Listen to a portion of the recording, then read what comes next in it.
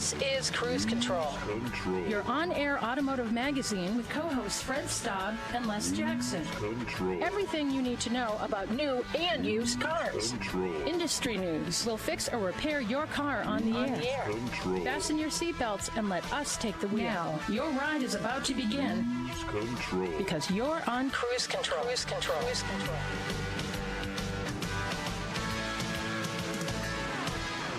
And welcome to Cruise Control, your on-air automotive magazine. It is Fred Staub and Les Jackson. How you doing, Les?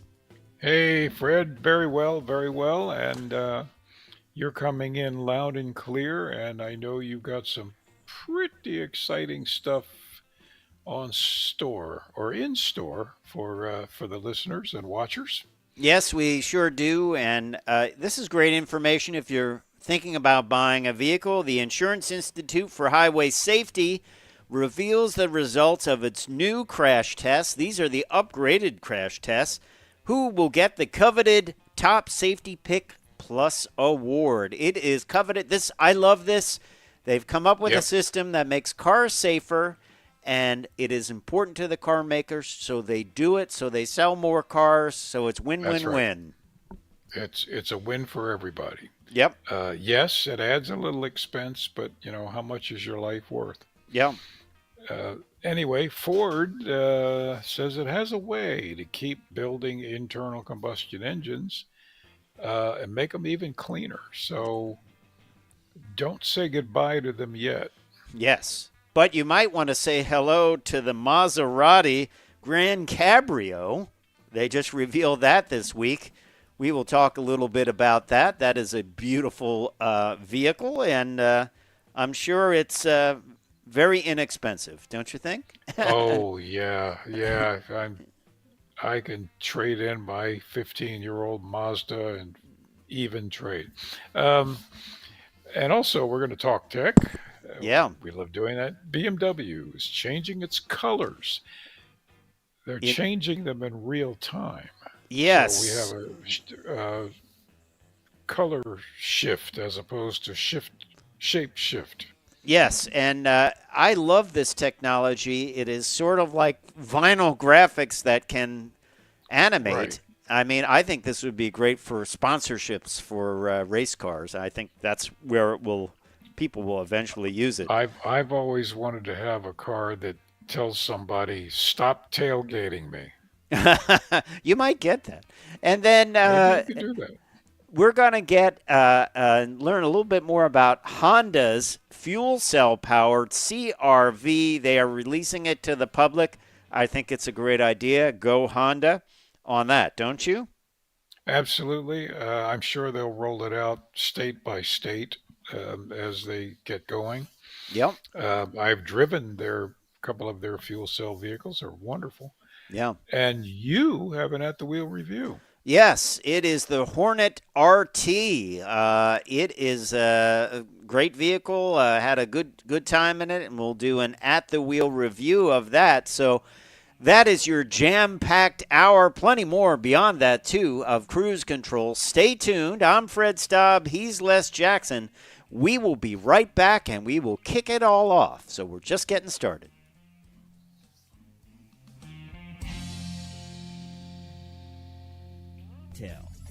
Since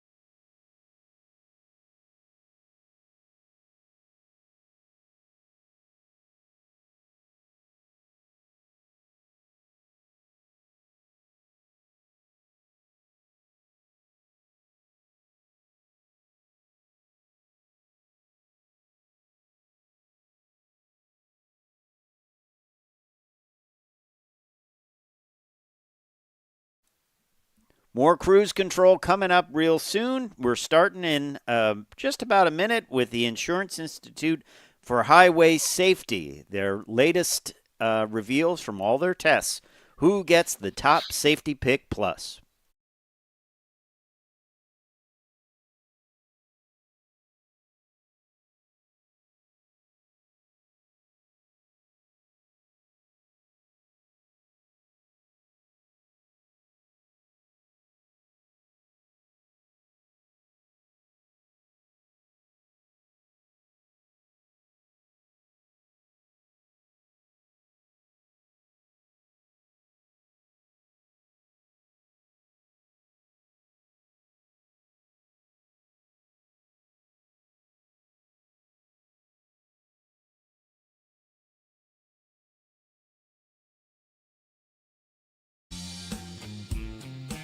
Cruise Control. Hey, welcome back to Cruise Control. I'm Les Jackson. He's Fred Staub. And how safe do you think your vehicle is in a crash? Well, when you crash it, or if you crash it, it's not the right time to know how safe it is. It's kind of nice to know ahead of time. And there's an easy way to do that, and that's the Insurance Institute for Highway Safety. They publish how safe everything is. They rate it. It's Yeah. on your window sticker. And we are going to go through the top safety picks for 2024, and there might be some surprises. Fred, what do you think? Yeah, I mean, 71 models qualify for 2024 awards. That's Of pretty those, good. of those, 22 earned top safety pick plus, and 49 earned top safety pick. Now, I believe there are 260 different models of vehicles. I'm not sure whether that is different vehicles But or yeah, grades of vehicles available in the U.S. Maybe you can I know you do a lot of work with the Washington Auto Show. Is that yeah. correct? Actually, you get different numbers, but it's the total makes and models, not each trim level of Right, models, right. That's just the not going to affect models. safety, really, probably. For sale. It actually is close to 300. Wow. Which now Wow. many of these are carryovers from the previous year. So if it had a great safety record last year, it's going to have the same safety record this year, Unless though this unless year, it's a new model. and, Yeah, and they've upped their testing here. They've made a much more difficult test, including front crash prevention evaluation. I believe they do it at in the dark and in the light, and of course they all need to have the higher end headlights. right. A That's right. lot of vehicles would fail because they're like, well, we on the base model we have halogen headlights, but now it drives the industry. Now you'll see a lot of vehicles like, well, we made the better headlights standard across the board, and that's all due to IIHS. They've also updated their evaluation of rear seat safety. They've added a second dummy behind the driver, uh, emphasizing back seat safety. And they use a heavier sled now, too, for side impact. So all of this kind of changes. I mean, manufacturers have to adapt to this, and many of them do. They adapt. Then, like next year, they come back and it's like, okay, we made some That's changes. right. So, That's a big thing to get. If you're a top safety pick, that's important. yeah. Well, let's talk about some of the vehicles that. Let's start with the top safety pick, which is great. It's not the safety pick plus, but some No, that did well. And Hyundai scored well across the board. Hyundai, Genesis. So in small cars that got this top safety pick, which means a good rating in small overlap front test, good rating in the original moderate overlap front test, good rating in the updated side test, and acceptable or good headlights standard, and acceptable or good rating in pedestrian front crash test. So for small cars, less Hyundai Elantra, Subaru Impreza, and Toyota Prius Prime. How about for mid-size cars? What do you got? Well, mid-size cars, and I'm on the wrong chart here. Oh, Uh, I'm on top safety. Well, wait a minute. Yeah, I'm top on safety pick. mid-size. Yeah, top safety. Subaru Outback Okay. and Toyota Camry. Now, neither of those is a surprise, Yeah. uh, but it's important that you know that. And the Elantra, for instance, is a very small car, And affordable. quite affordable. Yeah. For large car, a good news for Toyota, their Crown, which is the first year this was tested, they got a top safety pick. So I'm sure they're glad about that, right?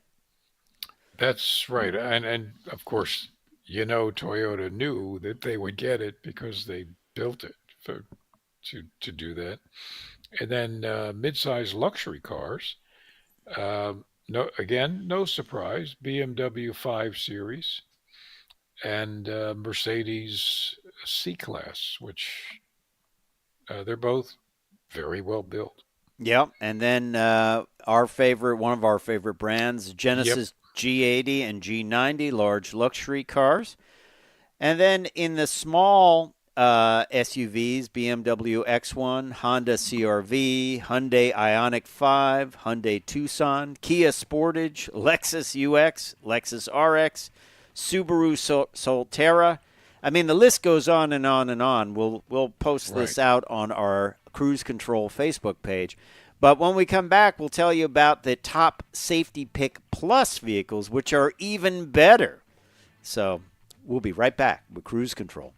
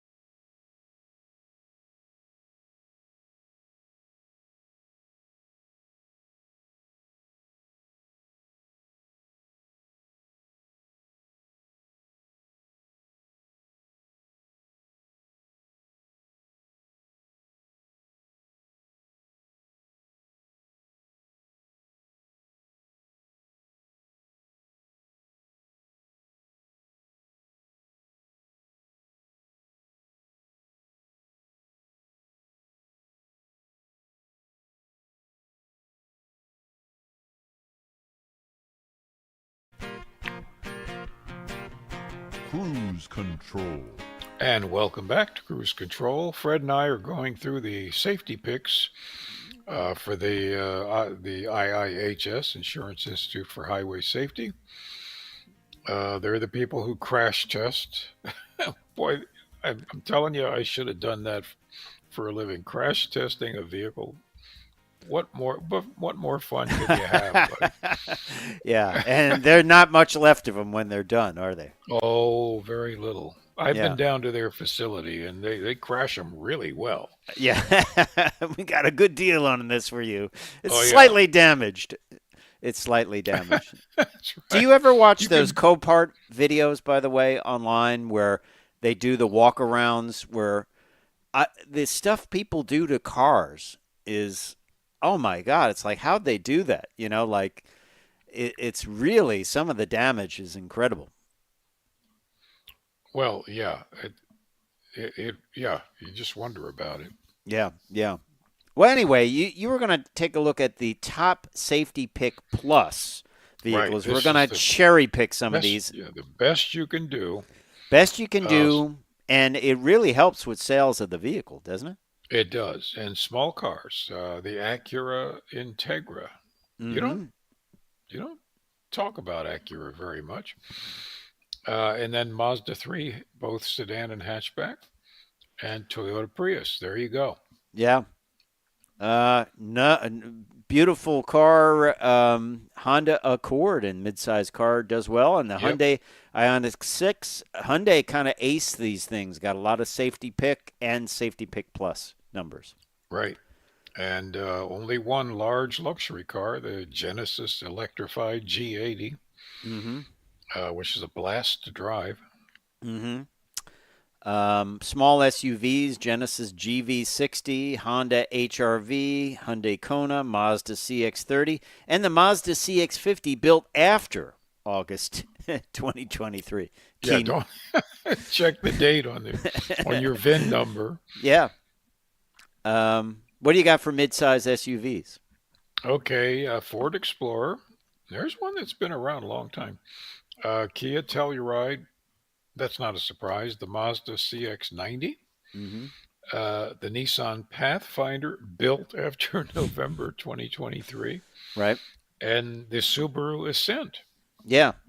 And then on midsize luxury, Acura MDX, BMW X3, Genesis GV80, built after August 2023.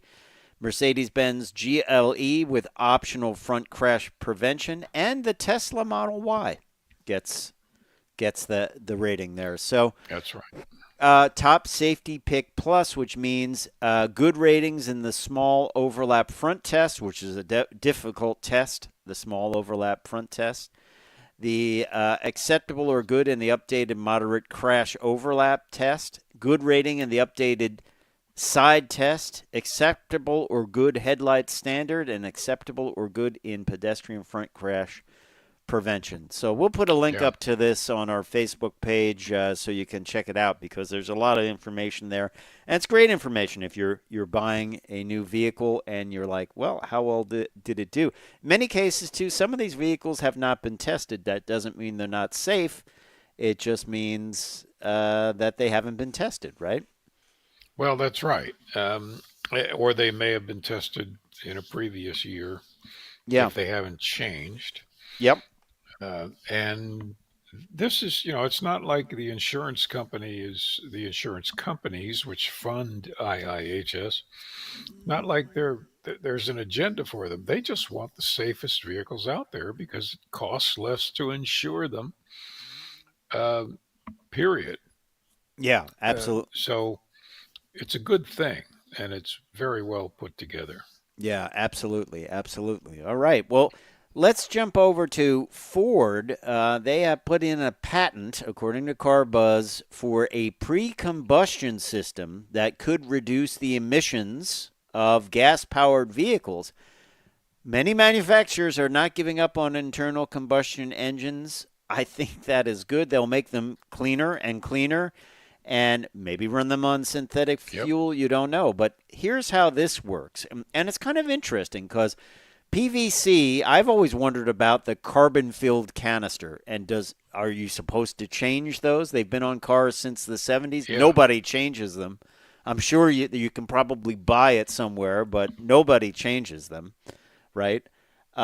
So that concept is the gas comes out. The gases come out from your PVC valve, the positive crankcase ventilation system, and they go into the evaporative emission system, and they're stored in this carbon-filled filter, basically, and then they get purged every once in a while and put back into the engine and burned up.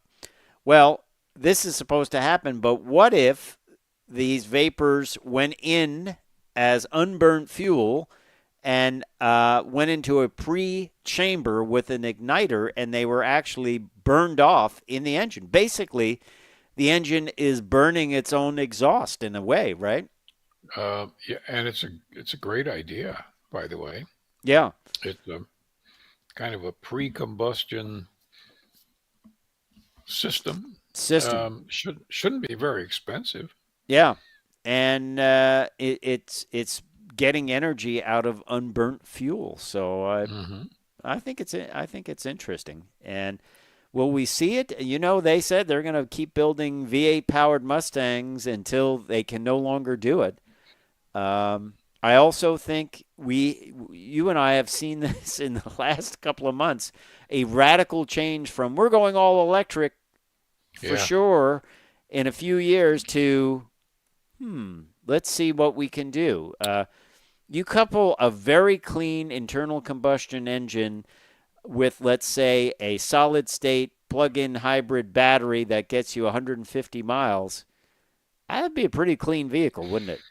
That would be very clean, very cheap to run. Yeah. And yeah, I mean, why not? Reminds me of the first smart car you and I ever drove, and it was brought in. It wasn't allowed in the country on the roads, but it was brought in. We tested it at an event, and it had a little tiny diesel engine. And it got something like 80 miles to the gallon. It was crazy, yes. Well, that was efficient. Yeah, exactly. So imagine an engine like that cleaned up beyond that, plus a battery pack that gives you 100, 150 miles. It would be interesting. But there you have it. That's from Ford, and we'll see where they take that. Let's also talk about a vehicle that probably does not have that pre-combustion chamber, but the Maserati Grand Cabrio. It is the Trident's new Spider. Iconic design and open-top elegance. It is a beautiful vehicle, isn't it? It really is quite lovely. I probably won't buy one. Okay. This one has a 3-liter twin-turbo, 542 horsepower that serves, this is PR speak, as the unmistakable roaring heart of the highest performance car in the Trident range. 100% made in Italy, Les. Oh, yes. Well, it should be. It's Italian. And the open air experience is enhanced by remarkable thermal and acoustic comfort with a soft top available in 5 colors that can be operated in the central display via a touch button for complete control and total autonomy. And we don't have a price on this. No, but apparently it's nice. Not the price, but the vehicle itself. Yeah. There's a Maserati dealer just like less than a mile from my house. Yeah, pretty cool stuff. Pretty cool stuff. Well, we will be right back. We've got more cruise control coming up. When we come back, we're going to tell you about, well, this is a pretty cool bit of tech. BMW changing its colors in real time. So stay tuned to Cruise Control, your on-air automotive magazine.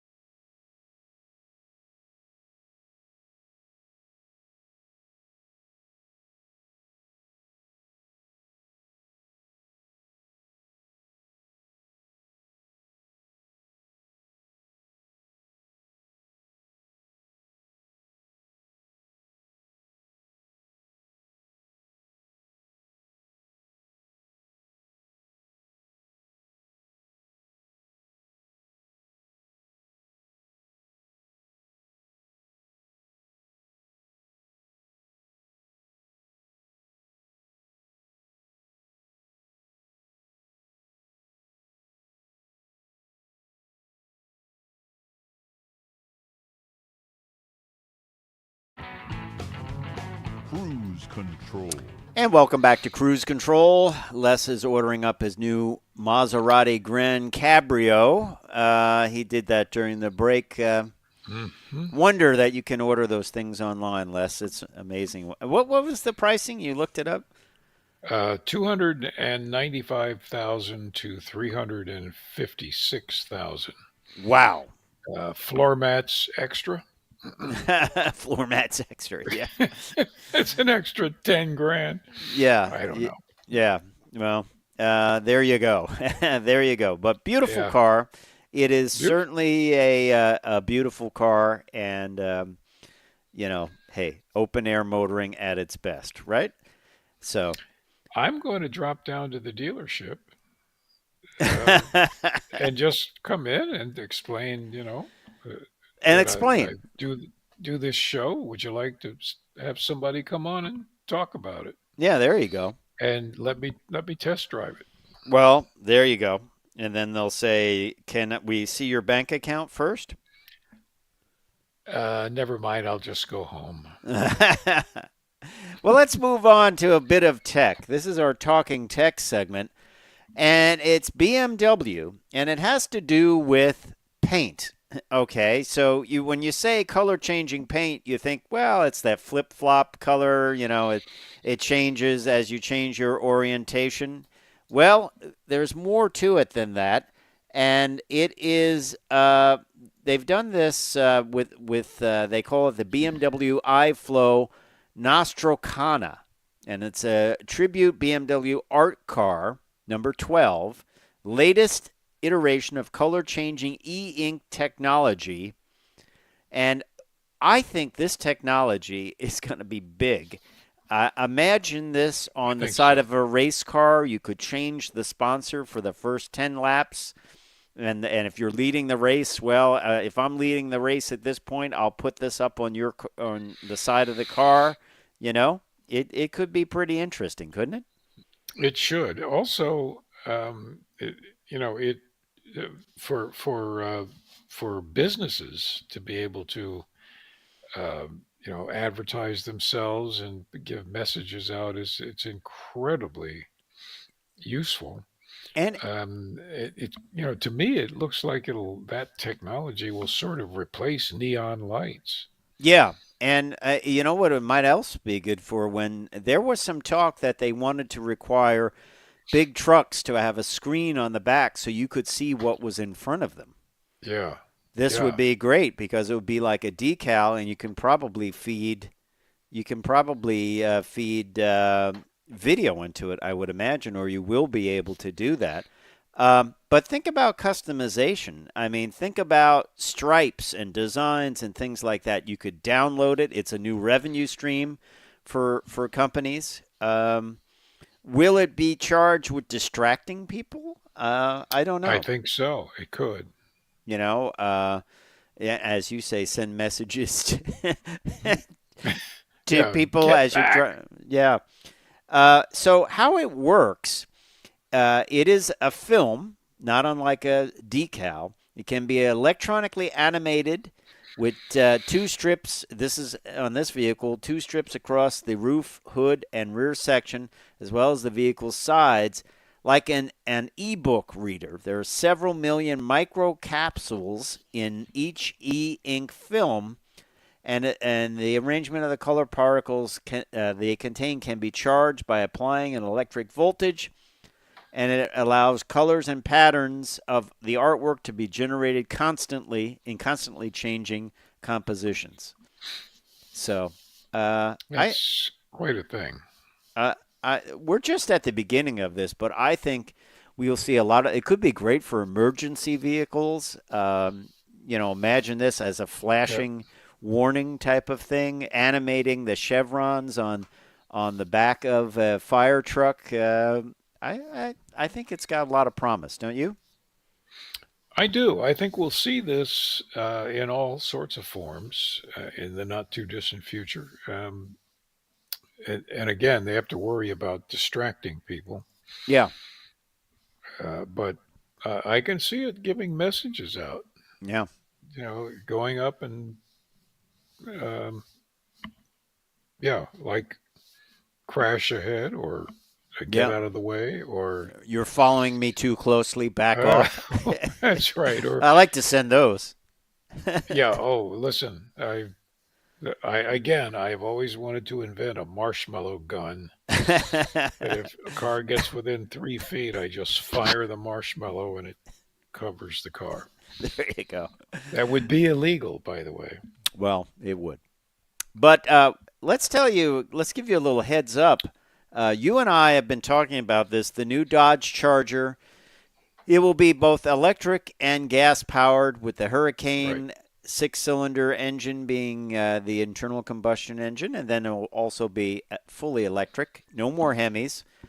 This is going to be revealed Wednesday, March 5th at 11 a.m. Eastern Time, and it will be available to everyone at Dodge.com. So it's something to Wow. check out. Tuesday, March 5th at 11 a.m. And I'm sure they'll have all the details, and we'll have the details for you on Cruise Control next week as well. So Right. interesting I stuff. would advise you to turn your volume down. It will be body. It will be body. And It's going to be, you're going to notice it. a little less body will be the vehicle I'll be doing an at the wheel review of. That is the Hornet RT. A lot of fun. We're going to have that I, coming up. I do believe that's the one I tested. Oh, all right. Well, it'll be good. I'll get your impressions on it as well. So there you go. But in the meantime, let's talk about another little crossover. And this is from the folks at Honda. Honda revealed its 2025 CR-V E fuel cell electric vehicle. And they've revealed the driving range, which is 270 miles. And it combines an all-new U.S.-made fuel cell system with plug-in charging capability to deliver EV driving around town and fast hydrogen refueling for longer trips. So it is a plug-in hybrid without the gas engine. It is a plug-in hybrid with hydrogen. Battery electric and fuel cell electric vehicles will represent 100% of Honda's automotive sales by 2040. It is second-generation fuel cell module, and it says distinctive and bold styling, although it looks pretty much like a CR-V from where Looks I like stand. a CR-V. You're right. Yeah. Exciting news. Of course, hydrogen availability is lacking, and I was just watching a podcast with James May, and he had a Mirai, and he said he had to sell it because they closed all the hydrogen stations anywhere near him in England. And he said, I would have loved to kept it, but if I can't fuel it, it's a problem. So he was a bit disappointed about that because he liked the Mirai a lot. He said it was like a limousine, and he thought it was well put together. But once they get the fueling set up for these things, I think they're a viable option as well, don't you? Well, yeah, and the plan, and there is a plan on both the east and west coast to start, is they want to put hydrogen fueling stations about first every 100 miles on the interstates. You can make 100 miles, and then every 50 miles, and every 20, then every 10, and so on. And that'll be great for the greatest amount of traffic that moves, but it'll be, I don't know, 15 or 20 years before they're kind of everywhere like a gas station. Why don't gas stations invest in that type of technology? I mean, they have infrastructure, they have delivery infrastructure. I mean, why don't they do that?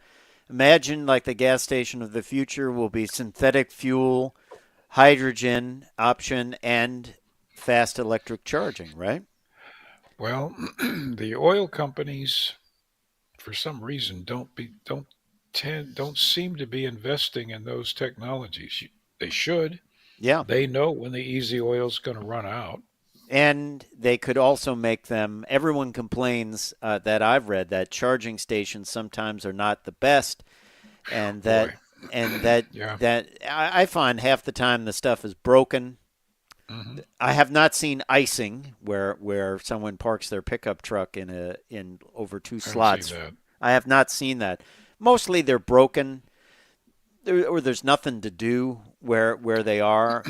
Or they're running slow, even though they're high capability. They're running at a lower current level. Yeah, Um, I can think of one which so I won't reveal the location that is never in use, and it is a high speed one. Um, and it is close to somewhere I'll go. I won't say that, but I can leave. I have to get a ride there, leave it there, and then come back, and that well, works see, yeah, but see, you're still leaving. I mean, you're taking a big chunk of your day out, to do it. and that's not practical. All right. Well, what Um, is practical anyway, is we have to take a break. We will be right back on Cruise Control, your on-air automotive magazine.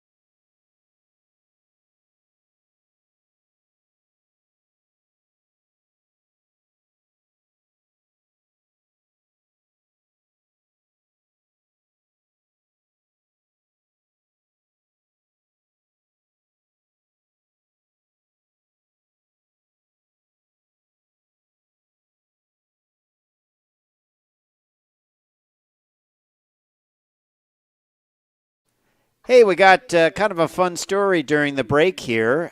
We have got the Peterson Automotive Museum to debut the GM's Marvelous Motorama. I think we've got Patrick's mic open there, actually. There you go. This is Peterson Automotive Magazine will celebrate dream cars from the 1950s with its newest exhibit, GM's Marvelous Motorama Dream Cars from the Joe Bortz Collection. And that will open March 16th. The exhibit will feature 6 concept cars together for the first time under one roof, originally displayed at the GM Motorama shows in 1953, 54, and 55. That looks like a lot of fun. That yeah, looks like a Corvette, sort of with the front end of like a older Cadillac. that's right, or an old Buick. Those things. I used to go to auto shows when I was quite young, when they still had all the concept cars in there. In fact, I went for the concept cars. I didn't even go for what was production. And I remember seeing. I was too young for the Bonneville special, but I remember seeing the Corvette station wagon. Oh, yeah. And the Y job, the Buick Y job, that was shown for years all over the place. Mm. Um, and of course, I got to drive the GM Future Liner, that big Oh, that bus. sounds fun. I got to drive it into the auto show here about 6, 7 years ago. Oh, wow. That sounds fun. Monster, a monster. Uh, Yep. but that's really cool. I mean, these are just such fun to look at. You better be good at fabrication if you are restoring cars like this Oh because boy, there's nowhere to buy the parts, And I nope. think something like this, I would definitely invest in a good printer to print the Yep, parts. a good 3D print, the most expensive one you can find. Yeah, but great stuff. They'll see the 1955 LaSalle 2 Roadster, the 55 Chevy Biscayne. Both were cut in half, by the way, for the Crusher, readying Mm, for Crusher, so he welded them back together, as well as the 1955 LaSalle sedan in its junkyard fresh condition. boy, and the Oh, yeah, no, 1953 that's Here we go. We'll be right back. Cruise control. And welcome back to Cruise Control. It's Fred Staub and Les Jackson. Les, we've got an At the Wheel review. This time, it is the Dodge Hornet. In my case, it is the Dodge Hornet RT Road Track. You can get a Dodge Hornet GT. Kind of the big difference is the GT will not have the plug-in hybrid system. It will have the just the regular naturally aspirated engine, and it will not have the plug-in hybrid system the way this one did. But I had a good time in this. This is gray cray. Gray cray is the exterior color of this. And it's got a hybrid powertrain, a 1.3-liter engine, all aluminum, turbo 4, and a 15.5 kilowatt-hour battery, 288 horsepower, which is a lot for this little beast. You get 32 miles of range. You can only do a slow-speed charge on it because they don't have the high-speed charge. But I found it to be a very cool vehicle. On the outside, you see this vehicle. It's kind of understated in this color, the gray cray color. Black wheels, 18-inch wheels. That is part of its. This is kind of the blacked out look that they call the blacktop package. And that includes gloss black painted mirror caps, dark Hornet badge, dark GT badge, gloss black painted side window moldings, and 18-inch by 7.5-inch Abyss finish wheels with all-season tires. You look at this, it's certainly got a lot of the Dodge cues, the light across the back, the light bar across the back, even functional heat extractors. Which I like to see functional things on cars. And there's the blacked out Hornet badge that is part of this blacktop special. As I said, it's a plug-in hybrid, 32 miles of range. Now, if this looks familiar to you, it's similar to the Alfa Romeo Tonale. They were both built in Italy, and this is just Dodge's take on it, and you see a lot of Dodge in here. I kind of think this looks like, after hours, while no one was looking, the Dodge Charger and the Dodge Durango kind of got together and had a baby. That's how I would describe it. It looks very much like the Charger in many ways and the Durango. So that's my take on this. I think that's what happened here.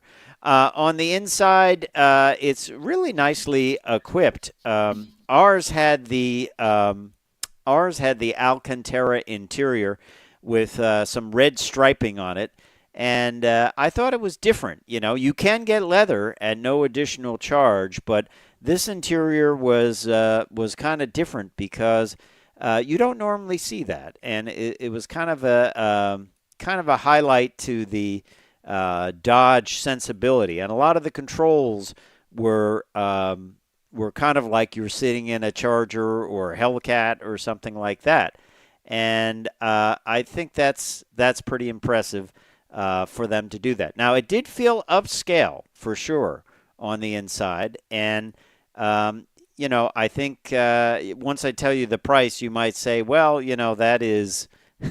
That is pretty upscale, but nice seats. The Alcantara, you've got the Dodge double stripes on the head restraints, red stitching all the way down the seats. Good bolstering, so it will feel good going through the twisties. On the dashboard, there's an e-drive mode button, which can give you extra power. It can be in hybrid or electric mode, or e-save, where you can generate the power and charge up that 15.5 kilowatt battery. You also get sport or hybrid mode capability on the center console, as well as the start-stop button. Got a wireless phone charger. You got to put the phone in a certain way, otherwise it won't fit. But the other thing I liked, steel paddles. A real nice job they've done there, and they actually cut out the plus and minus on the paddles.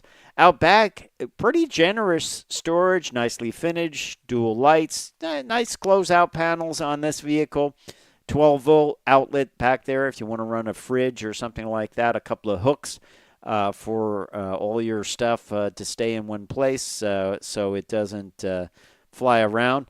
So the under the hood, we get a look at the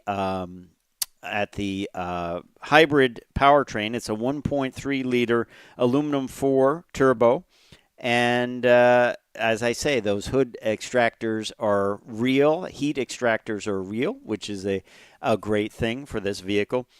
So let's talk a little bit about the price. Now, this is built in Italy and has to be shipped here. It is a plug-in hybrid. Typically, plug-in hybrids for a vehicle this size would be in the low 40s.